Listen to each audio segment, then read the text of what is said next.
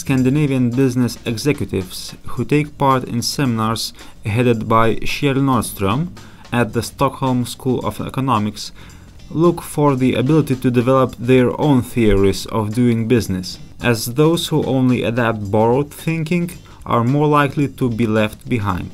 Kjell Nordström also tells about a surprisingly hospitable Scandinavian outlook towards the Baltics and outlines a vision for the Nordic-Baltic integration during the next few decades. Once you said that businesses compared to democratic states are dictatorships, yes, in respect of decision-making process. Yes.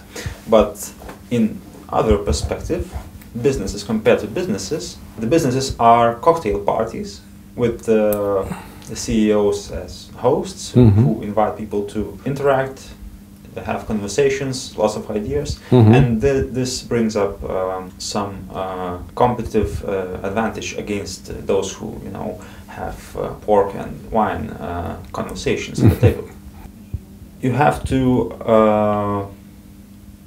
have a dictatorship and a cocktail party at the same time within the business. Yes. Is that what you want to say?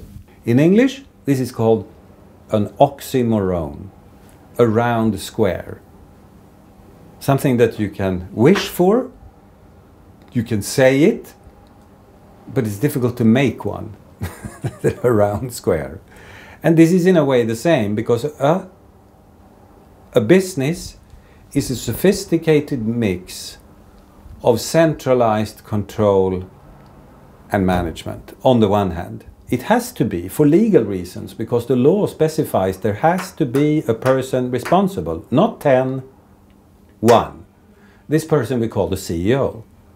So the law specifies there has to be a framework that is rather squared in a way.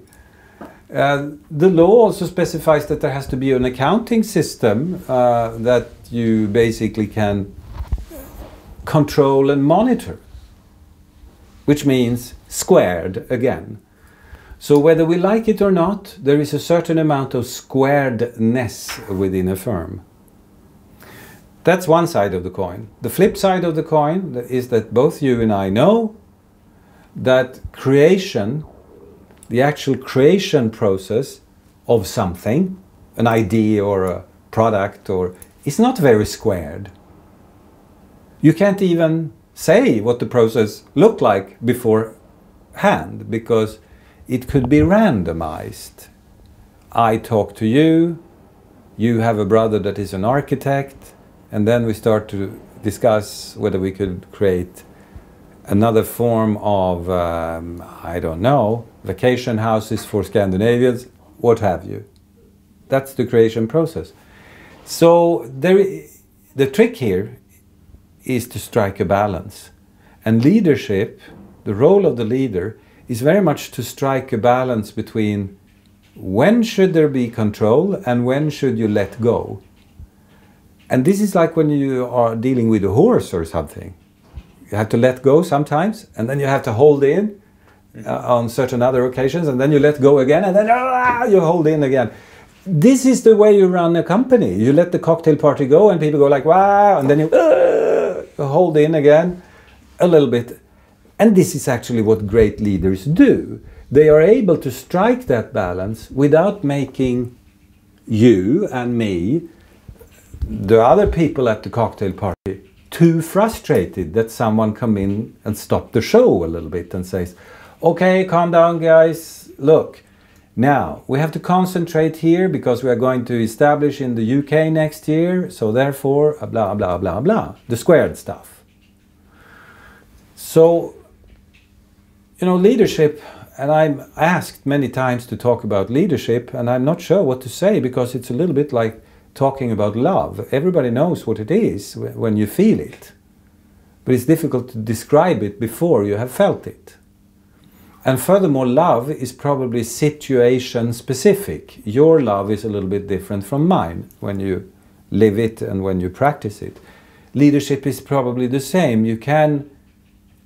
It's very hard to do research on leadership. It's very hard to analyze leadership. Because it's an art, very much an art form. To hold in a little bit let go and describe when to do that. You also teach at the Stockholm School of Economics. That's right. You work with the people who already graduated some time ago, or maybe they didn't, but they have their own businesses already, and yes, and they want to learn something more. What concerns them at these times from their practical perspective? It's a lovely question. Thank you very much. I think what concerns them, after having practiced leadership and management for 10, 15 years, is what is beyond the models. Because they have learned various models, Michael Porter's framework for analyzing competition, the 5 forces. They have learned Philip Kotler's 6 Ps, or what have you. They are full of models when they graduate from the school. Then they go out and they practice, and they see very soon that those models, they work sometimes, but not always. Sometimes partly only, and sometimes not at all. And after 10 years of practice, usually they want the thinking behind the models. They don't want more models. Mm-hmm. They understand that life is not models, really. It is an ability to analyze and understand the situation and think for yourself. And this is usually what they are craving for, what they are asking for. Philosophizing, if you want it in one word. To be able to philosophize about the financial market. What is a financial market? How does it work? How should it work? How do you regulate a modern financial market? To have those discussions rather than a model, one more model for how to do something, because those models usually are how to do this, how to do that. So a deeper understanding of some kind. That's the first thing that they ask for. The second thing they ask for is sometimes, is there anything new out there that we have not seen yet? They ask me, as a professor, have you seen something out there, somewhere, that you think that we should be aware of? Do you think it's a Nordic phenomenon that very much people are very good educated? They had their own rich experiences, and then they want something rich intellectually plus? Maybe. I guess what you are saying is the same as the philosopher Immanuel Kant, that said, erst kommt das Fressen und dann kommt die Moral. You eat first and then you philosophize. First comes the eating and then comes the philosophizing. That's, I guess, what you are saying in other words, you know, that rich societies, they can afford to philosophize. Maybe, up to a certain point, I think you are right. It's probably true in Kenya, it's probably true in certain parts of Nigeria, that here it is a matter of survival. Many people live on less than $1 a day. So it's really a matter of survival. No more, no less. The point I'm trying to make with this philosophizing is that the socio-economic landscape of today is changing so fast that many models, the moment you try to create a model of something, the model is okay and true for a year or two or 4. And then things have moved in another direction, and you have to formulate a new theory and a new framework, and then things move on, and then you have to formulate a third one. And all this in only 6 or 7 years. This means that you have to develop your ability to make your own models, if you see what I mean. Not because of any lust to philosophize or anything. It's a practical thing that you have to do. You have to be able to understand on your own, not only apply a model, because then you will always be a little bit behind. So I think what those leaders, when they come back after 10 years, feel is this. They feel, I have to develop my own understanding of the European financial market or the European airline industry or what have you. I can't rely on Michael Porter or Philip Kotler or anything. I have to develop my own tools so I can follow the development. And that's why I don't think this is a luxury, if you see what I mean, that we can afford only in the Nordics. I think it is more and more a necessity in business today because of the rate of change, in a way, that makes frameworks and models obsolete faster than ever. The best before date is very short on knowledge. That's the problem. Would you read a book about how the Baltic states, Latvia or Lithuania, managed the crisis? Actually, the Latvians wrote one. Do you think it was a success story? The book? Or? I mean the Baltic economies during the period. Yes, to a certain extent it was successful, and I think I've also been talking to some Baltic friends that there is the interesting stuff to me in many cases is the things that you cannot measure. The things that you can measure, well, you can measure them and that's not so funny. But then there is something that you cannot measure. That is the impact of having been a part of the Soviet Empire for almost 60, 70 years, which means a lot of suffering. The austerity measures in the Baltic region was rather harsh in certain cases. It was rather tough times. And when you look at the reaction in the Baltic countries and compare to what you see in Greece, you can see that this is people that have been through much tougher times than this.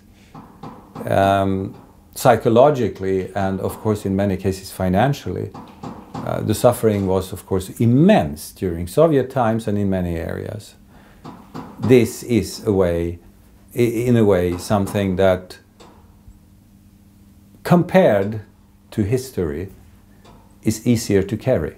And I guess if you look at the Greek situation, completely different. So I think the general answer to your question is yes, there are many interesting things with how the Baltic states have carried out. And then the difference between the three, which I think is, it's only us here in the Nordics maybe that understand how different your three countries are from each other. It is not one and the same. That the culture is different, the language, everything is different. The situation in terms of population is completely different, but I think it's us here up in the north of Europe that understand this. If you go to, even to Holland or the UK, they go like, the Baltics, they think it's one country or something. I don't know what they think. They seem rather confused about what it is, the Baltics. We have a concept of Nordic integration. Do you have the concept of inviting and accepting us as part of this region? I have not talked to anyone since 1989 in this part of the world that don't have that idea. If you talk to industry leaders, quickly they started to talk about a Baltic region or something bigger than the Nordics. And they created also a name for it, usually the Baltic region. So industry leaders, yes, absolutely. Politicians, definitely.